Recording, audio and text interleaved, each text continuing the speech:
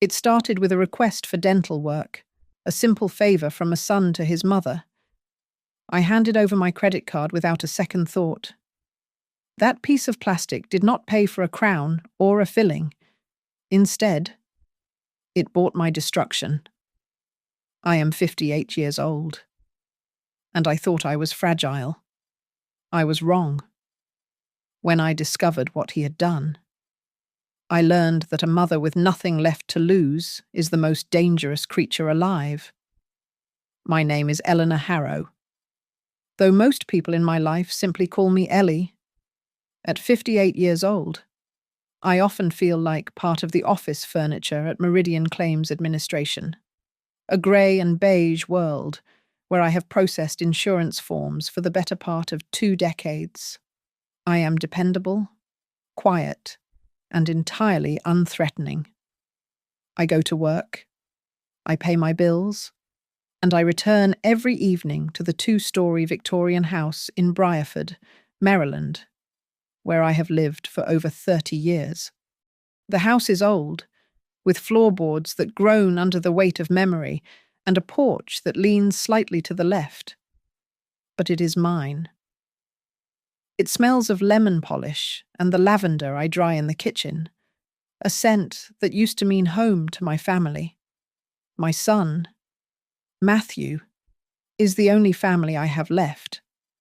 At 33, he is a man now, though sometimes I look at his broad shoulders and dark hair and still see the 6-year-old boy who used to cling to my leg when it thundered.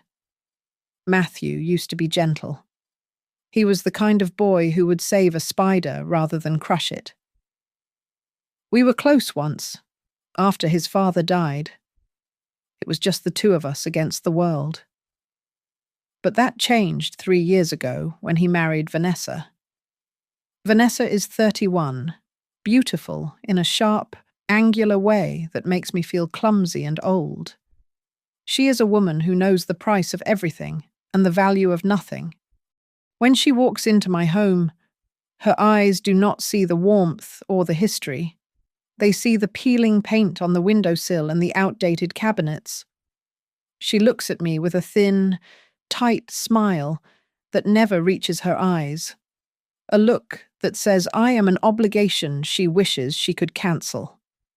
The distance between Matthew and me has grown into a chasm since the wedding. I have tried to build bridges. I invite them for Sunday dinners, cooking the roast beef Matthew used to love. But the conversations are stilted and brief. They check their watches. They make excuses. They leave before dessert. I can feel Matthew pulling away, his personality reshaping to fit the mold Vanessa has cast for him. He is more anxious now, more focused on appearances, and less like the son I raised. They look at me and see a simple woman living a simple life. They see my 10-year-old sedan and my coupons on the counter. What they do not see, what no one sees, is the portfolio. For nearly 40 years, I have been quietly investing, putting away small amounts that compounded over time into a significant safety net. I never told Matthew because I wanted him to build his own way. And lately, I kept it a secret because I feared Vanessa would love the money more than she loved my son. It was a Tuesday evening when the first crack in my world appeared. The phone rang just as I was drying the dinner dishes. When I saw Matthew's name on the screen, I felt a surge of maternal warmth, followed quickly by concern. He rarely called on weeknights. I answered, wiping my hands on a towel. "Hello? Matthew, is everything okay?" "Hey, Mum," he said. His voice was tight, strained. It lacked the casual cadence of a social call. I hate to ask this, but I'm in a really bad spot right now. My heart hammered against my ribs. "What is it? Are you hurt?" "Not like that," he said, his voice dropping to a whisper. "It's my teeth. I'm at the dentist right now. I broke a crown, and the pain is... God, It's unbearable. They need to do emergency surgery to fix it. I frowned, glancing at the clock. It was nearly 7 in the evening. Now I thought most dentists were closed. It's an emergency clinic, he replied quickly, too quickly. The problem is their system is down for insurance. They need a credit card on file to start the procedure, or they're going to send me home.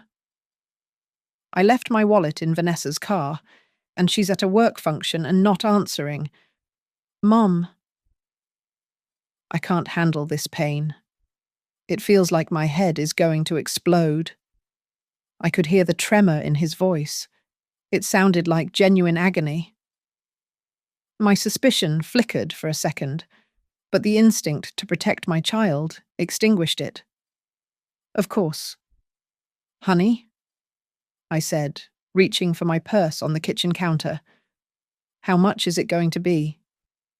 They just need to put a hold on it, he said. It shouldn't be more than... Maybe $1,500. I promise I'll transfer the money back to you first thing tomorrow morning when I get my wallet. $1,500 seemed exorbitant for a hold, even for emergency work. I hesitated, my thumb hovering over the leather of my wallet. Mum, he said, and his voice cracked. Please, I really need this. That single word broke me. I pulled out my card. I read him the numbers, the expiration date, and the security code on the back. I gave him everything he needed. Thank you. He exhaled, and the relief in his tone was heavy. You saved me. I have to go. The doctor is ready. The line clicked dead. I stood in the silent kitchen, clutching my phone. I had helped my son. That was what mothers did. But as I stared out the window at the dark street, I could not shake the cold feeling that I had just made a terrible mistake. The morning sun that filtered through the blinds of my office usually brought me a sense of calm, but today it only illuminated the tremor in my hands. I sat at my desk at Meridian Claims Administration, sipping lukewarm coffee, and decided to log into my bank account to check the balance. I expected to see a pending charge of perhaps $1,500. Instead, the bold black numbers on the screen made my breath hitch in my throat. The available balance had plummeted. The pending transaction was not $1,500. It was $4,800. I stared at the monitor, blinking rapidly as if to wipe away a hallucination. There was no mistake. Nearly $5,000 had been drained from my account in a single swipe. I left work early, my stomach churning with a mix of nausea and dread. I drove straight to Matthew and Vanessa's house, a modern, sterile box of a home in a new development that lacked any trees. When I arrived, Matthew was sitting on the living room couch, staring blankly at the television. He did not look like a man recovering from emergency dental surgery. His cheek was not swollen, and his speech was perfectly clear when he greeted me. "Mum," he asked, sitting up straighter. "What are you doing here?" I checked my account. "Matthew," I said, trying to keep my voice steady, though I could feel the heat rising in my cheeks. The charge was nearly $5,000. You told me it would be $1,500. What on earth did they do to you? Matthew flinched, his eyes darting to the hallway as if looking for an escape route. Well, once they got in there, it was worse than they thought. I needed a bone graft and 2 implants. It's complicated. But without asking me, I pressed, stepping closer. Matthew, that is a significant amount of money. I have bills to pay too. Before he could answer, Vanessa walked into the room. She was wearing a sharp grey blazer and holding a glass of wine. She looked at me with that familiar, weary expression, as if I were a slow child she had to tolerate. "Oh," Honestly, Ellie. Vanessa sighed, taking a sip of her wine. Do you have any idea what medical care costs these days? This isn't 1995. You can't just walk in and get a procedure for a few $100. You're making him feel guilty for fixing a health crisis. It's cruel. I am not being cruel, I said, feeling small under her gaze. I am just surprised by the amount. He is in pain, and you are worrying about pennies. She scoffed, turning her back to me to adjust a throw pillow. If it's such a burden, we will pay you back in installments. Just stop making a scene. I fell silent. The shame she manufactured so effortlessly washed over me. I muttered an apology and retreated to the kitchen under the pretense of getting a glass of water. My hands shook as I pulled my phone from my purse. I needed to see the transaction details again. I opened the banking app and tapped on the specific line item. The merchant name was not Briarford Emergency Dental or anything resembling a medical clinic. The text read, Ironwood Lending Group. I frowned, staring at the screen. Why would a dentist bill through a lending group? A cold knot of suspicion tightened in my gut. This was not a medical bill. This was a loan repayment. Suddenly, I heard a voice coming from the attached garage.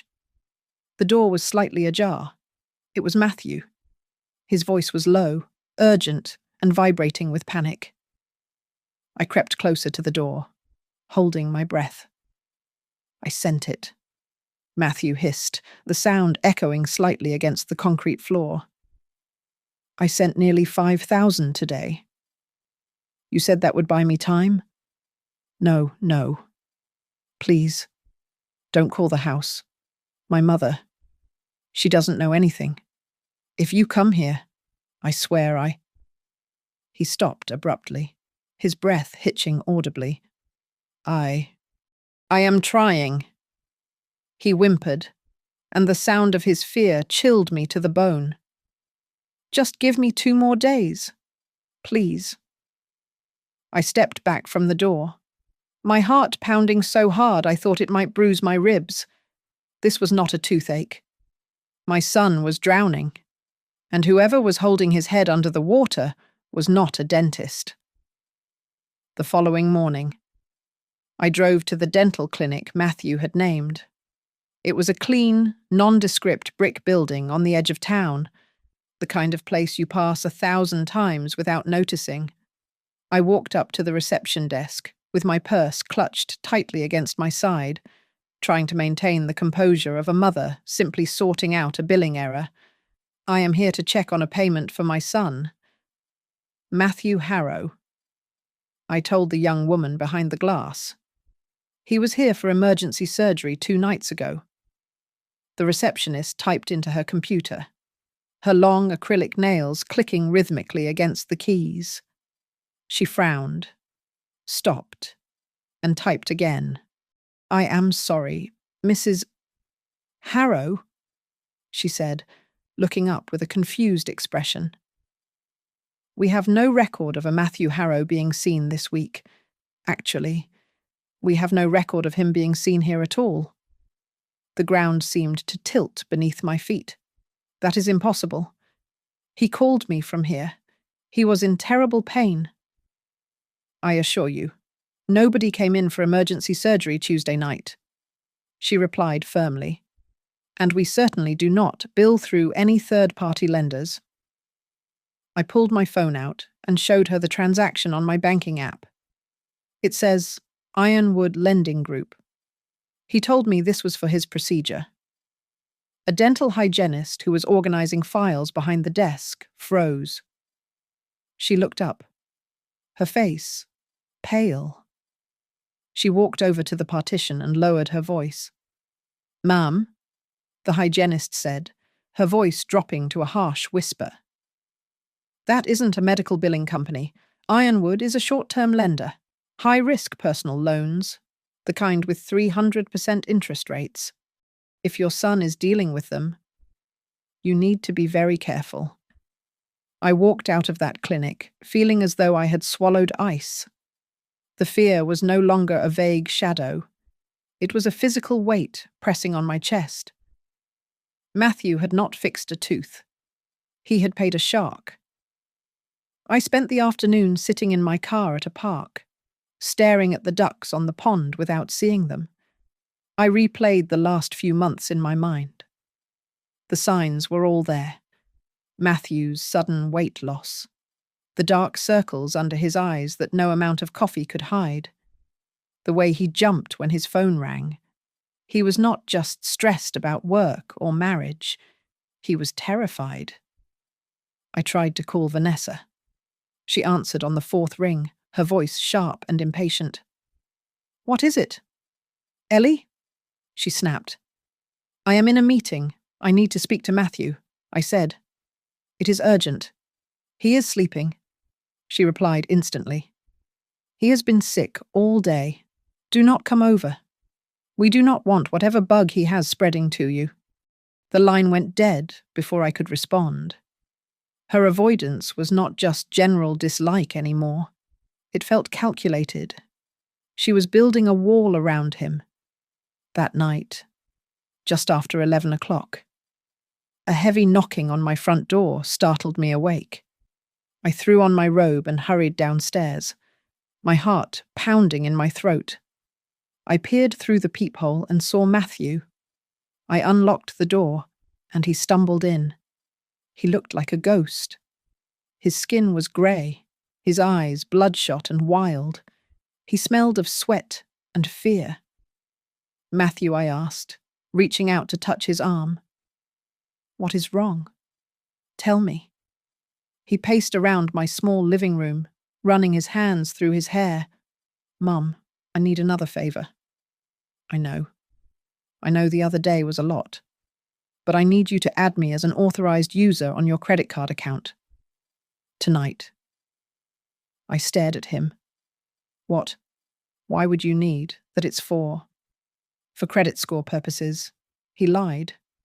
But the lie was so thin, it was pathetic. "Vanessa and I are trying to refinance the house, and my score is just a few points too low. If you add me, the available credit will boost me instantly. I won't even use the card. I promise." He refused to meet my eyes. His hands were shaking so badly he had to shove them into his pockets. "No," I said softly. He stopped pacing and looked at me, his expression twisting into something ugly. "What did you say?" I said no. "Matthew," I repeated, my voice stronger this time. "I went to the dentist today. They never saw you. I know about Ironwood." The colour drained from his face completely. For a second, I thought he might cry, but then his eyes hardened. He took a step toward the door, and for the first time in 33 years, I felt a flicker of genuine fear in the presence of my own son. "You don't understand," he whispered, his voice trembling with a terrifying mix of rage and desperation.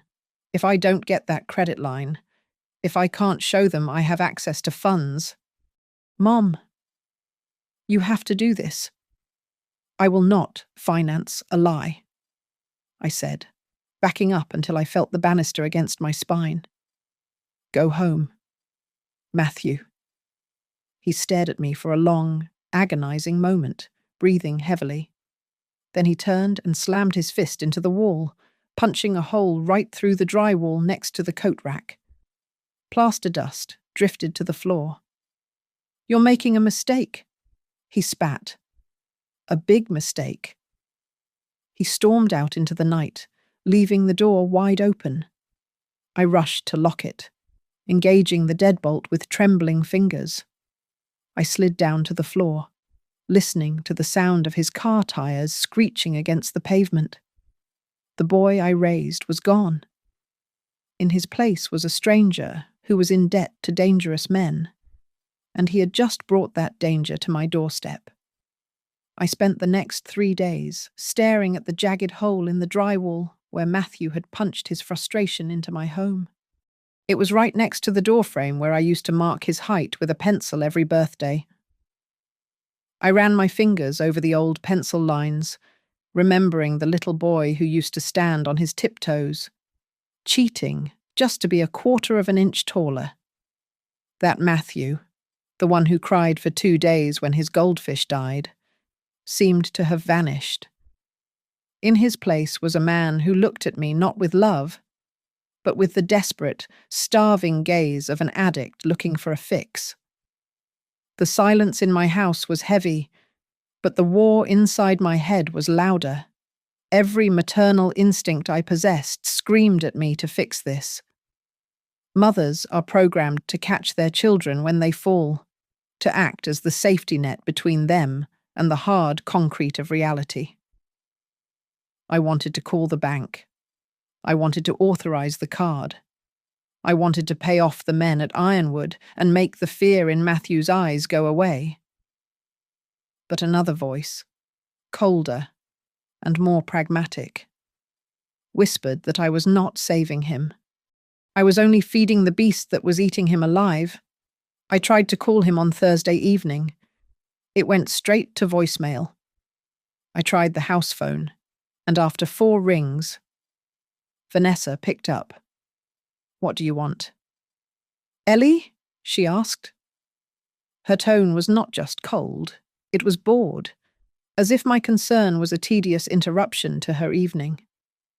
"I am worried about him." "Vanessa," I said, gripping the receiver tight. "He was in a terrible state when he left here. Please, just let me talk to him."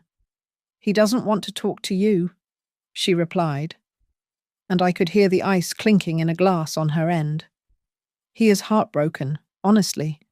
He thought you were the one person in the world who actually cared about him."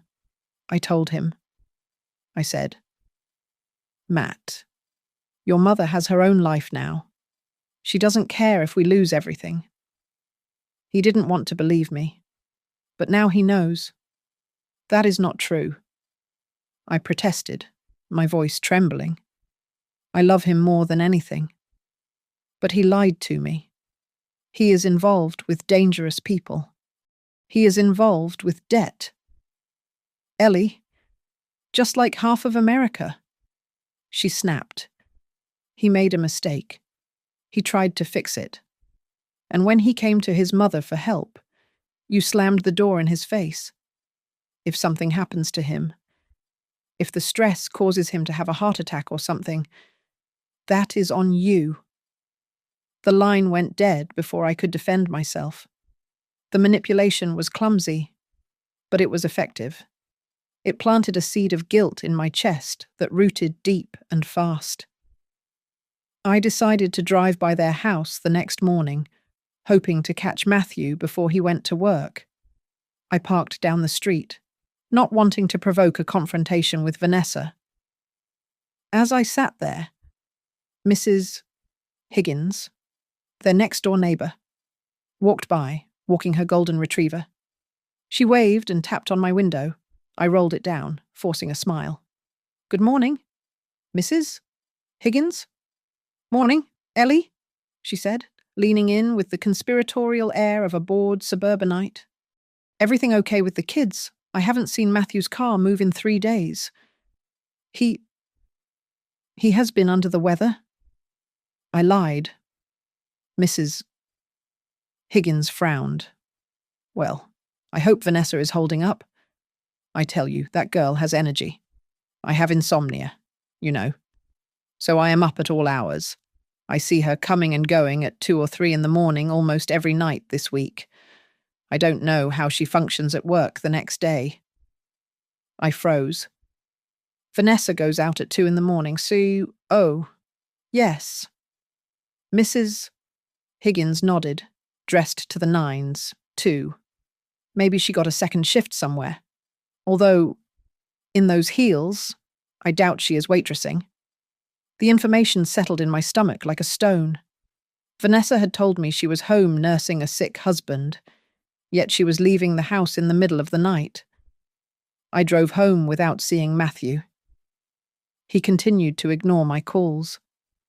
The silence from his end was absolute, a punishment designed to break my resolve. But it did something else instead. It gave me time to think. I sat in my kitchen, looking at the empty chair where he used to sit for breakfast, and I realized that the chaos consuming my son was not accidental. It was structural. And I was terrified that the foundation was rotten to the core. By Sunday, the dread had evolved into a physical nausea. I kept checking my bank accounts, half expecting to see them drained, but they remained untouched. It was the calm before the storm. I knew, with the instinct only a mother possesses, that the other shoe was about to drop. I just didn't realize that when it did. It would crush everything I thought I knew about the people I loved. The notification arrived on my phone at exactly 10 in the morning on Monday. It was not a fraud alert for a suspicious purchase at a gas station or a grocery store. It was an email from a credit monitoring service I had signed up for years ago and largely forgotten. The subject line made my blood run cold. It stated that a new line of credit had been successfully opened in my name. I sat in my cubicle, my hands trembling as I opened the app. The details were horrifying. A new personal loan for $25,000 had been finalized less than an hour ago. The lender was listed as Ironwood Lending Group. My mind raced back to the night Matthew called me from the dentist. I had given him my card number, my expiration date, and the security code. But I had not given him my social security number. Then I remembered the tax documents I kept in the unlocked filing cabinet in my home office, the room where Vanessa had accidentally left her coat during their last visit and went back to retrieve it alone. I dialed the number listed for Ironwood Lending Group immediately. It did not ring with the professional, automated melody of a bank. Instead, it clicked open after 2 rings, and a man with a gravelly voice answered. Ironwood. Who is this? My name is Eleanor Harrow, I said, trying to keep the panic out of my voice.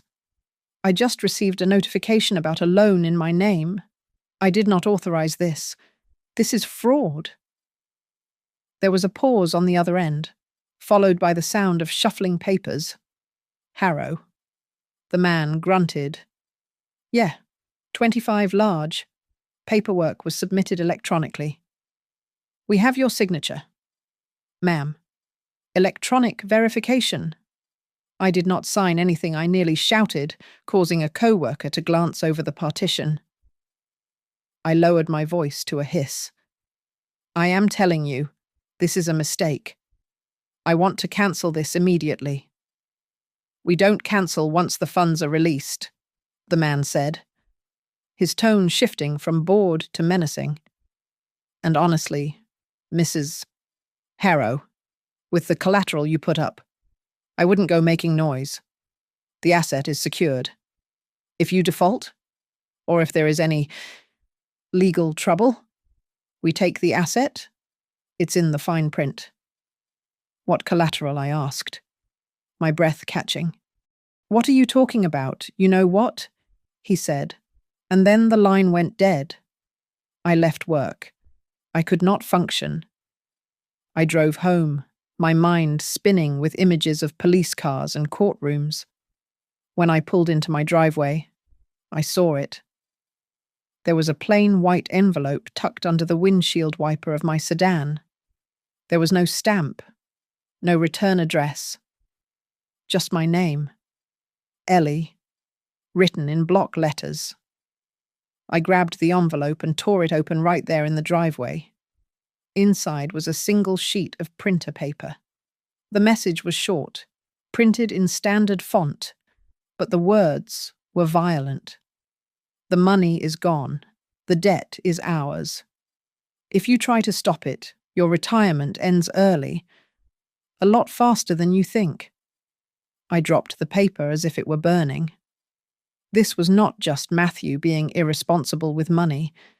This was not just Vanessa being greedy. This was a threat against my life. They, or whoever they were working with, were watching me.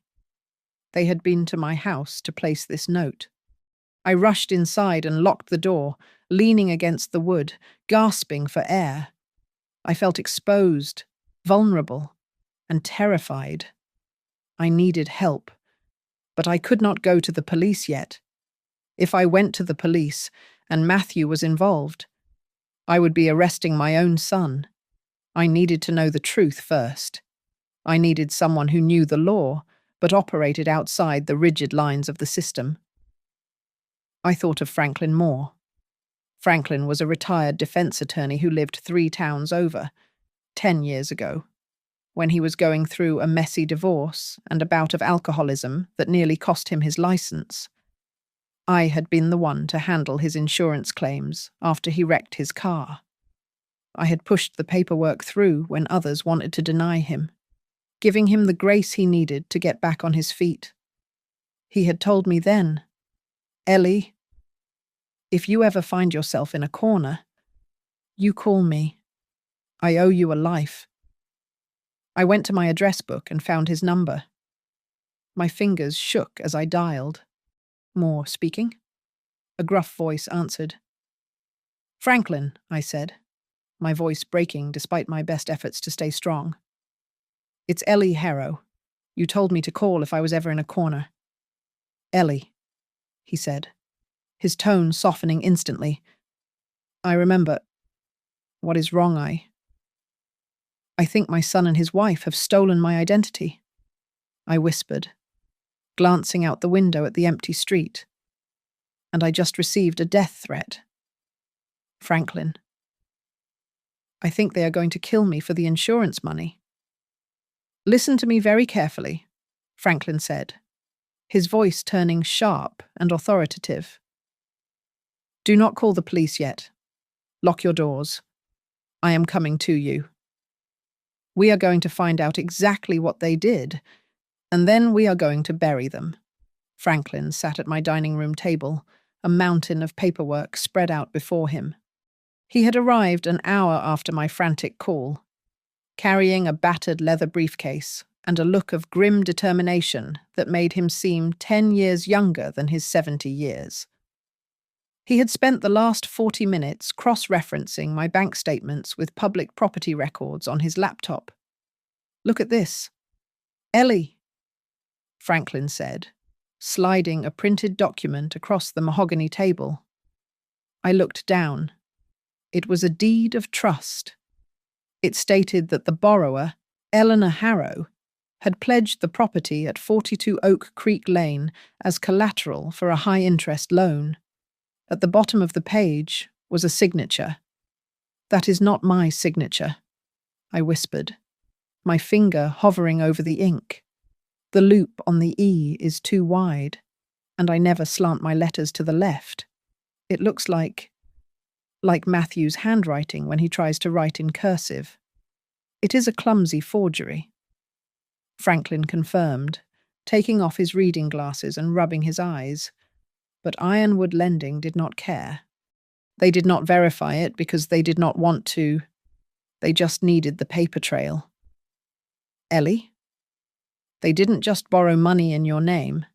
They mortgaged your home. If this loan isn't serviced, they will foreclose. You could lose the house within 30 days. The rooms seemed to tilt. This house was all I had. It was where I had brought Matthew home from the hospital. It was where my husband had taken his last breath. He sold me out," I said, my voice shaking. "For money. What did he need it for? Drugs?"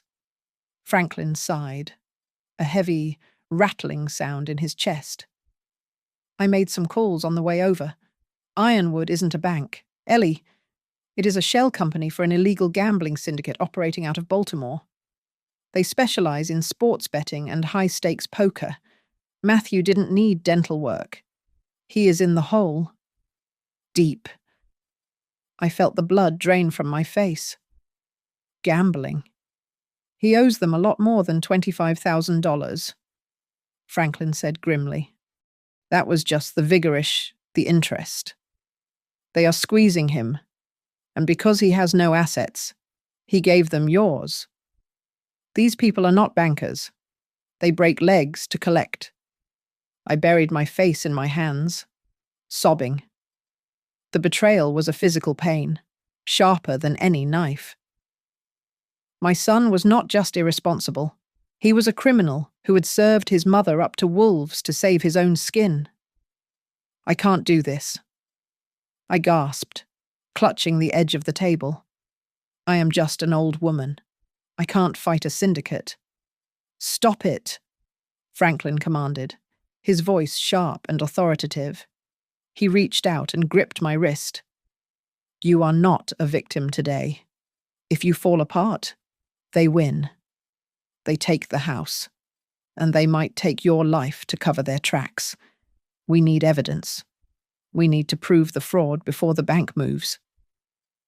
Suddenly, Franklin held up a hand, silencing me.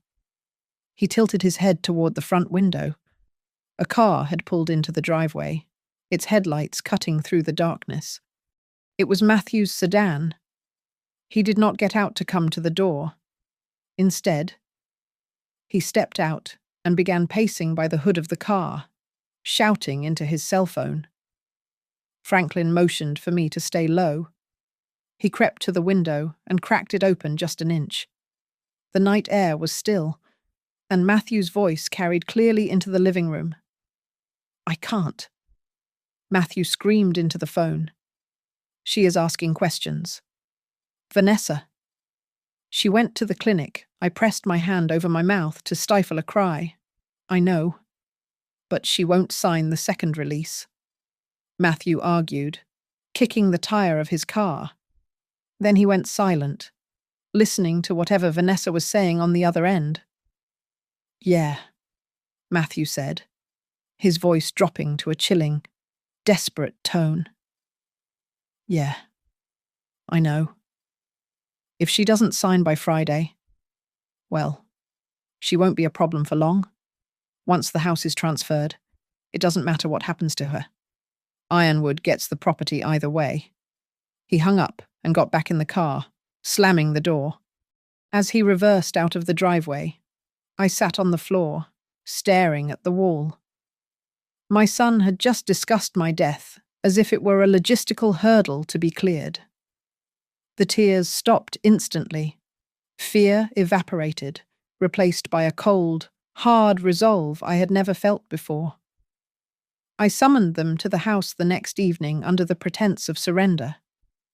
I told Matthew over the phone that I was tired of fighting, that I was terrified of the bank taking the house, and that I wanted to sign whatever papers were necessary to fix the mess. When they arrived, Matthew looked like a man walking to the gallows, his shoulders hunched and his eyes darting around the room. But Vanessa strode in with the confidence of a predator sensing a wounded animal. We sat at the dining room table, the very spot where I used to help Matthew with his homework. I placed the forged deed of trust in the center of the table. You stole from me, I said, my voice trembling, not with fear, but with a rage I was struggling to contain. You forged my name. You put a lien on the only thing I own. Why? Matthew, tell me why. Matthew flinched as if I had struck him. He opened his mouth, closed it, and then buried his face in his hands. I didn't mean for it to go this far. He stammered, his voice muffled by his palms. They were going to hurt me. Mum, you don't know these people. They said they would break my legs. I just needed time. So you gave them my life instead? I asked, tears stinging my eyes. You traded your mother's safety for your gambling debts. It's not just gambling, he shouted, looking up with wild, wet eyes. It's everything. The mortgage, the car, the credit cards. We were drowning. And you were sitting here in this big house with all that equity doing nothing. Before I could respond to his twisted logic, Vanessa leaned forward. She placed a manicured hand over Matthew's arm, silencing him. Her touch was not comforting. It was commanding. "Stop whining." "Matt," she said coldly. She turned her gaze to me, and for the first time, I saw the true face of the woman my son had married. There was no warmth, no empathy, only a calculation so sharp it could cut glass. "Here is the reality."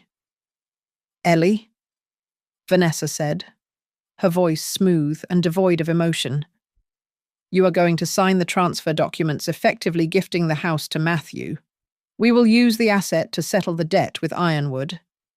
If you don't, we will let the bank foreclose.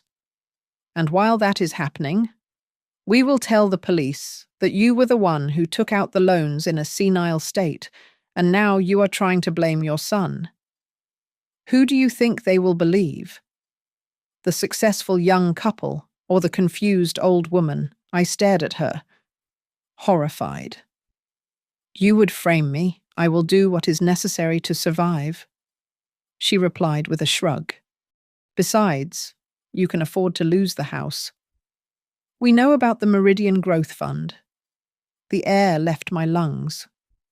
The room went silent. I had never told a soul about that account.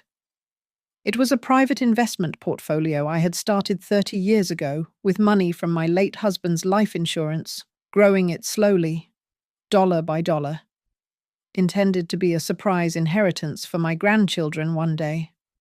I don't know what you're talking about," I whispered. Vanessa laughed, a dry, humorless sound. "Please, I went through your filing cabinet months ago. I saw the statements. You are sitting on nearly $500,000.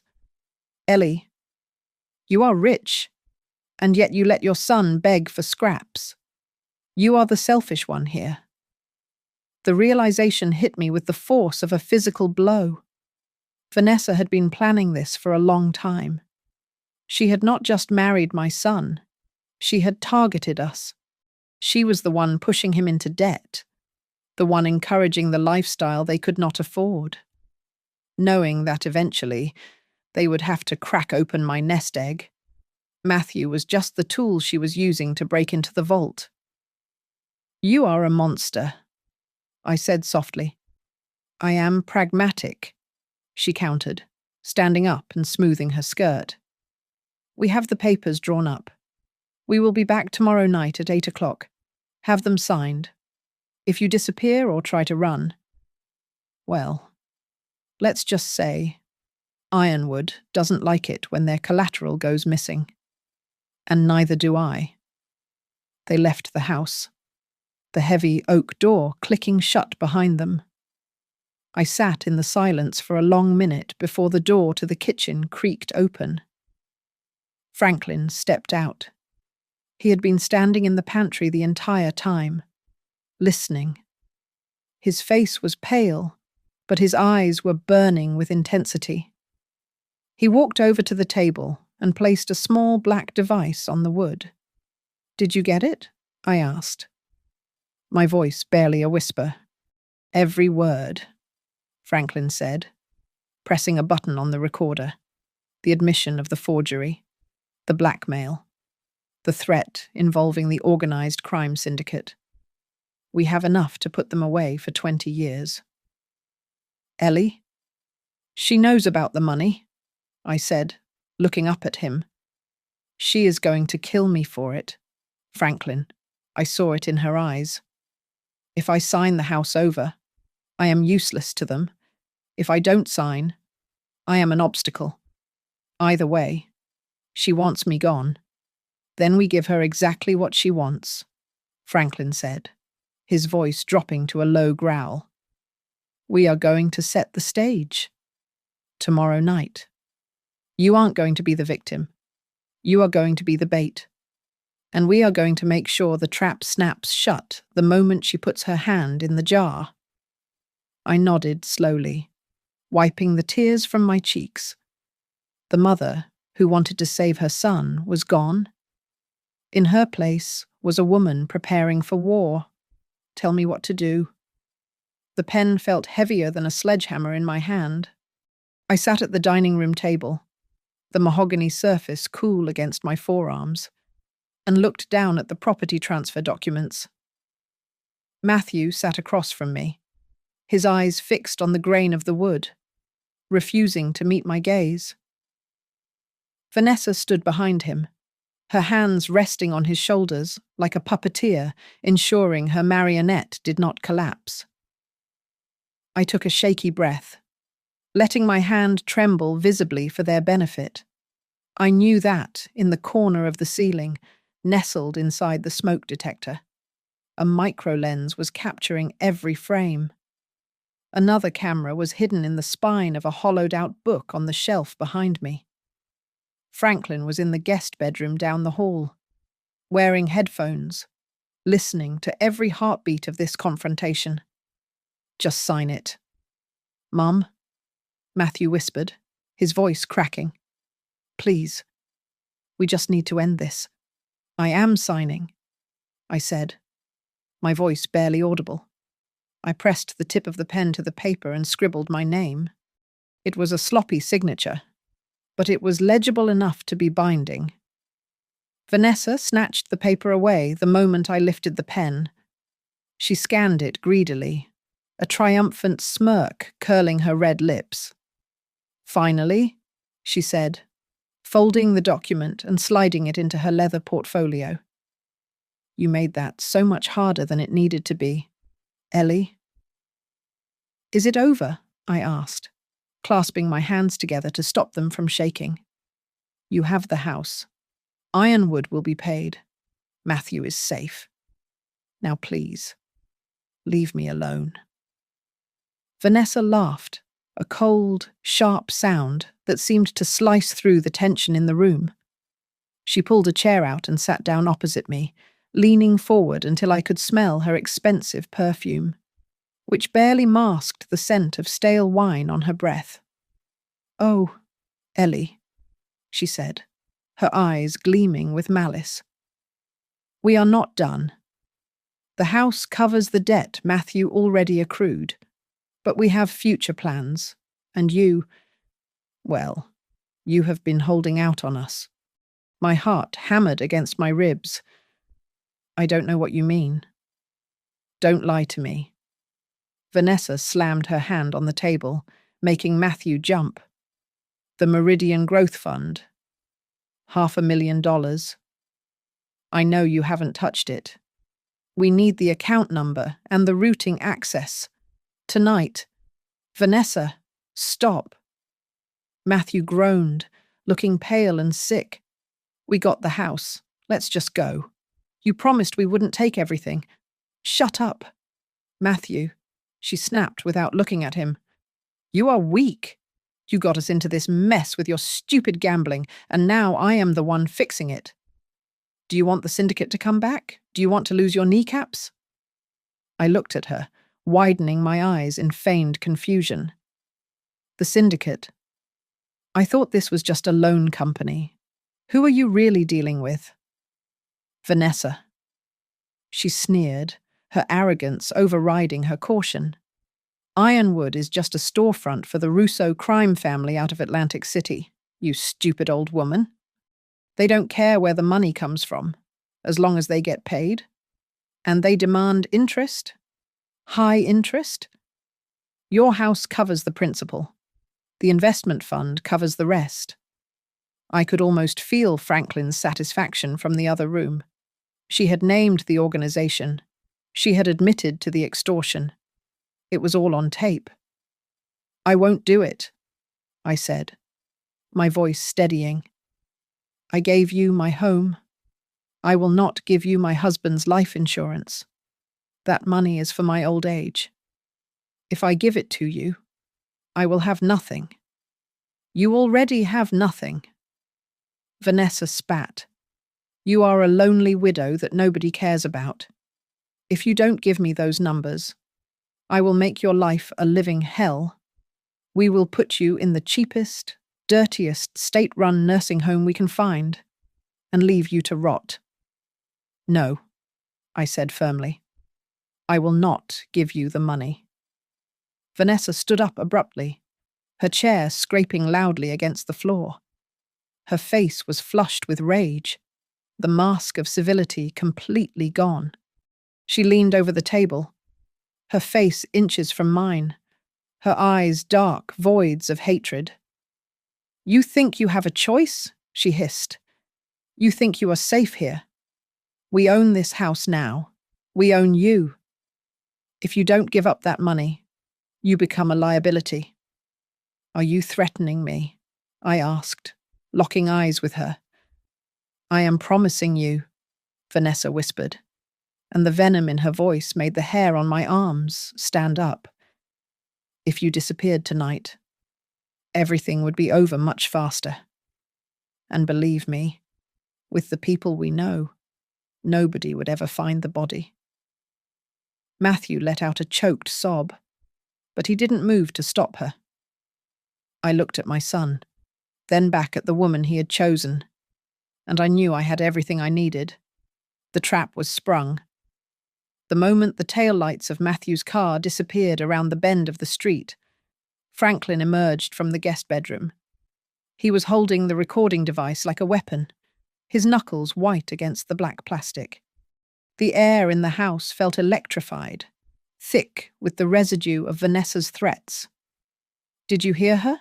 I asked, my voice trembling so violently I had to lean against the wall. She said she would make me disappear.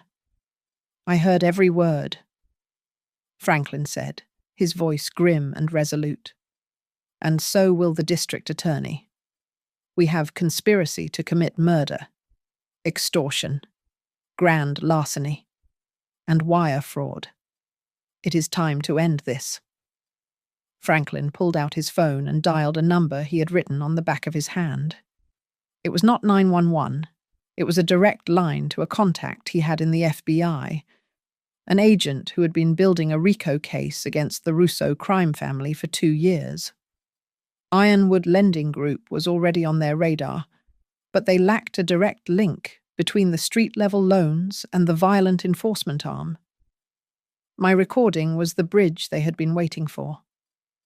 Within 30 minutes, the quiet street of Briarford transformed into a silent trap. Unmarked cars slid into driveways 3 houses down. Men in tactical gear moved through the shadows of my neighbours' hedges, positioning themselves around the perimeter of my backyard. There were no sirens, no flashing lights, just a deadly, suffocating silence. Franklin and I sat in the living room, waiting. The plan was simple. Matthew and Vanessa were coming back at 8 o'clock to force me to transfer the funds from the Meridian Growth Fund. I had to let them in. I had to let them incriminate themselves one last time. At 7:58, headlights swept across the front window. The sound of a car door slamming echoed like a gunshot. My heart hammered against my ribs, a frantic rhythm that made me feel lightheaded. Stay calm. Ellie? Franklin whispered from the hallway where he had retreated. Just keep them talking. The front door opened. Vanessa walked in first, carrying a laptop and a new stack of papers. She looked energized, high on the adrenaline of her own cruelty. Matthew followed, looking paler than before, his eyes bloodshot and terrified. We are not wasting time, Vanessa announced, slamming the laptop onto the coffee table. Log in. Now. We are transferring the full balance to an offshore account provided by our associates. I sat on the sofa, clutching my cardigan around me. And if I do this, you promise you will leave me alone. Just do it, Matthew shouted, his voice cracking. Mom, please, if we don't pay them by midnight, they are coming for me. We discussed this. Ellie, Vanessa hissed, leaning down so her face was inches from mine. You transfer the money, or you have an unfortunate accident on the stairs tonight. It is your choice. I looked at her, seeing the absolute void of humanity in her eyes. I took a deep breath. I am sorry. Vanessa, I said softly, but I cannot do that.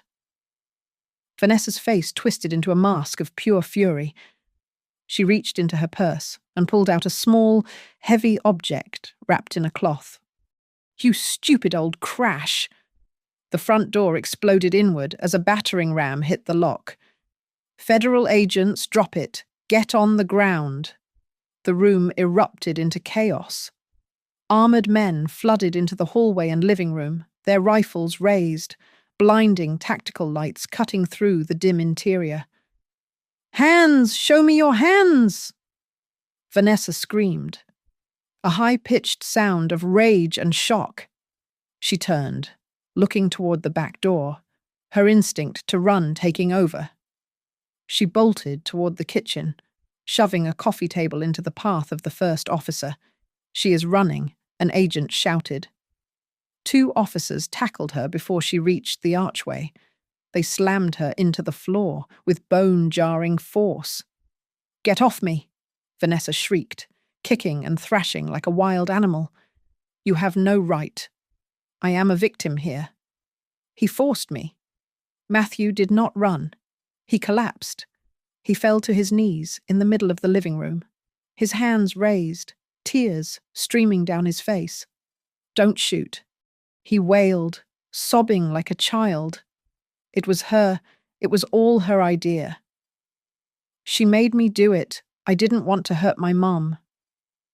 Please, I watched from the sofa as an agent zip-tied Matthew's wrists behind his back. My son, the boy I had carried, the man I had tried to save, was now groveling on my carpet, trying to trade his wife's freedom for his own, just as he had tried to trade my life for his debt. An agent helped me stand up, guiding me away from the scene. As they dragged Vanessa past me, her hair wild and her dress torn from the struggle, she locked eyes with me. There was no fear in her gaze, only pure, unadulterated hatred. You are dead, Ellie, she screamed, spitting at my feet as they hauled her out the door. You hear me? You are dead. I watched them shove her into the back of an unmarked van. Then I looked at Matthew, who was being led away. His head hung low, refusing to look at me. The silence returned to the house, but it was different now. It was the silence of a battlefield after the war is won, where the survivors look around and realize that while they are alive, everything they loved has been destroyed. The trial took place 6 months later, under the harsh fluorescent lights of the county courthouse. I sat in the front row, wearing my best navy suit, my hands folded calmly in my lap. I watched the backs of their heads. Matthew wore a suit that was too large for him now. He had lost 20 pounds in county jail. Vanessa sat, rigid, her hair dyed back to its natural brown, stripped of the expensive highlights and designer clothes she had once worn like armor. When the judge read the verdict, the room was so silent I could hear the hum of the air conditioning. Guilty, on all counts, identity theft, wire fraud, conspiracy to commit murder, and racketeering, because of their connection to the Russo syndicate and the threats against my life. The sentencing was severe. Vanessa was sentenced to 15 years in federal prison without the possibility of parole. Matthew, due to his cooperation in the final days, received 8 years. As the bailiffs moved to cuff them, Matthew turned to look at me. His face was wet with tears, his expression crumbling into that of a frightened child. "Mom," he mouthed, his voice breaking so badly it was barely a whisper. I am so sorry. Please, tell them. Tell them I didn't want to hurt you. I looked at him, searching for the spark of the sun I had raised, the boy who used to bring me dandelions from the garden, but all I saw was a stranger who had been willing to sign my death warrant to save his own skin. I felt a strange sensation in my chest. It was not anger. It was not grief.